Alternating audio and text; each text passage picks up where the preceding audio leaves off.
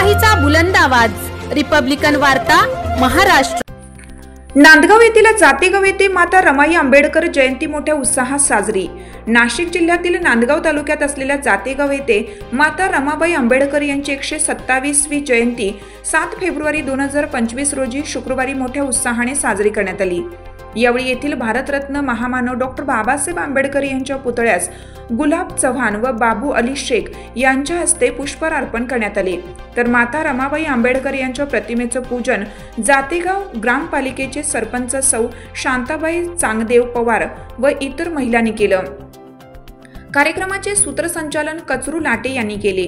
माता रमाबाई आंबेडकर यांच्या जीवनावर जातेगाव ग्रामपालिकेचे सदस्य संदीप पवार, गुलाब चव्हाण, कचरू लाटे, किरण दीपक महाले, काव्या कचरू महाले यांनी भाषणे केली। यावेळी बौद्ध उपासक व उपासिका मोठ्या संख्येने उपस्थित होते।